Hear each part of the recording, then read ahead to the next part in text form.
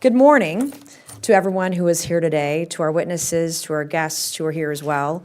Important conversation about leveraging technology to strengthen immigration enforcement. It was last year when I was in the Oversight Committee and I exposed a sanctuary sheriff in the state of South Carolina, Charleston County, South Carolina. Her name was Kristen Graziano.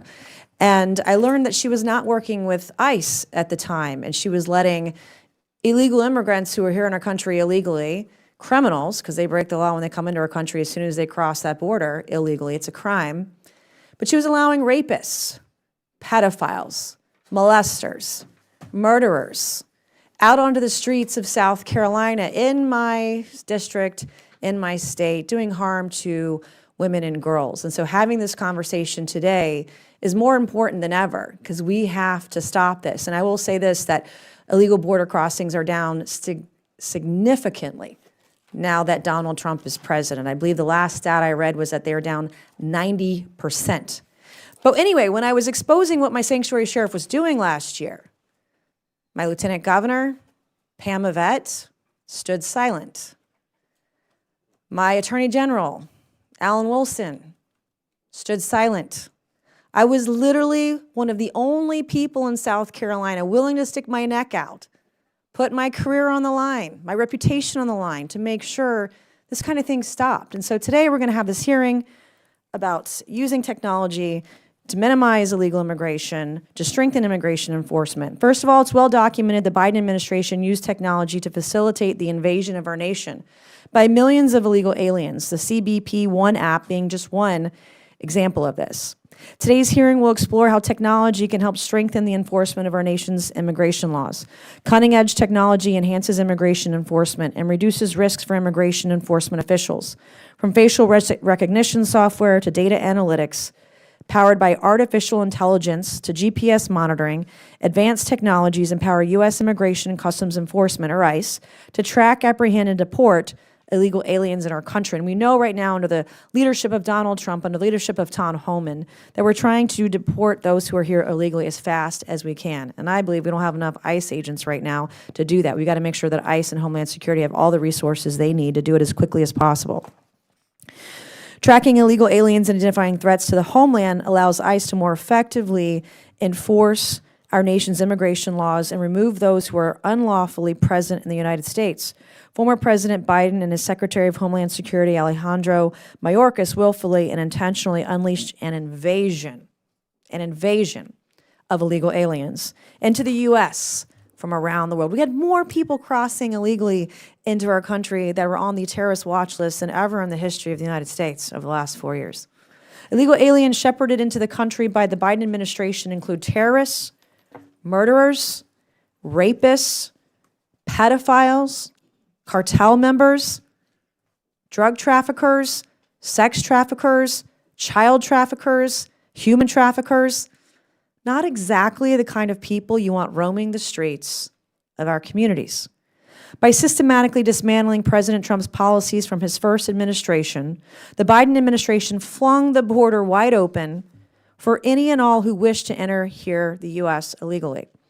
This has led to the unlawful entry of over 10 million illegal aliens into the U.S. and nearly 2 million, quote, known gotaways, end quote, who entered the country without once being apprehended. As of last July, there were over 646,000 illegal aliens with additional criminal histories running around free right here in the United States. And those are only criminal aliens that are known to ICE officials. So the actual number is actually statistically probably significantly much higher. Why is this issue important?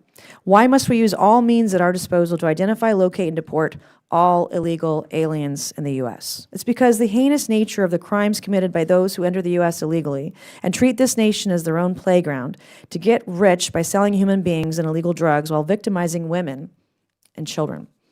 The most dangerous criminals include cartel organizations that control the border, who force women into indentured servitude or sex slavery to pay for their entry into the U.S. They subject children to child pornography. If you speak to law enforcement at the border, you'll hear about rape trees, where the underwear of women and girls brutally raped on their journey to America are hung like trophies. 10 years ago, I didn't even know what fentanyl was. And now I personally know multiple people who've died of a fentanyl overdose. We've all heard stories also of law enforcement who are doing investigations who are accidentally exposed to fentanyl, end up in the hospital, very sick. They're lucky they haven't died.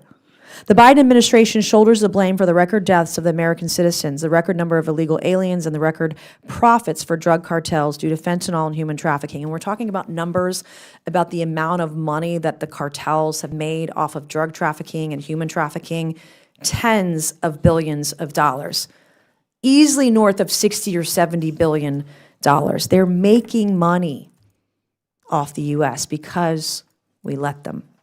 To protect American citizens, we must undo the horrors caused by the Biden administration's immigration policies that rewarded criminal illegal aliens. A core component of this is the ability to track and monitor all illegal aliens in the country when detention isn't feasible for some reason. When used as part of the Alternatives to Detention, or ATD program, modern technology can be used to monitor illegal aliens within the country and assist with proper enforcement of U.S. immigration laws. When detention is not possible, these modern technologies can enhance security by monitoring and tracking illegal aliens to ensure they can be removed once a final order of removal is in place. The Biden administration, however, refused to use the ATD program as intended, frequently and prematurely removing illegal aliens from monitoring before a final order of removal was, and allowing them to scatter throughout the interior of our country and victimize American citizens.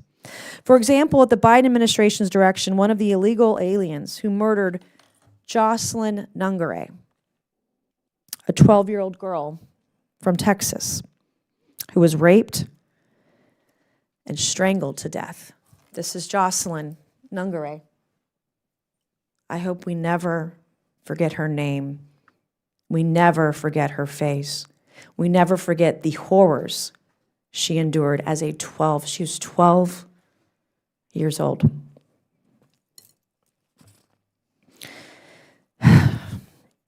So the illegal who raped and killed her had his GPS ankle monitor removed prior to committing these horrific crimes.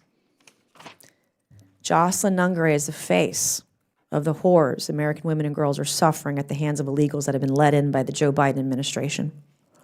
The Biden administration allowed this to happen, all while unconscionably ignoring easy-to-use and available technologies that could have prevented the release of illegal aliens with criminal histories in the first place.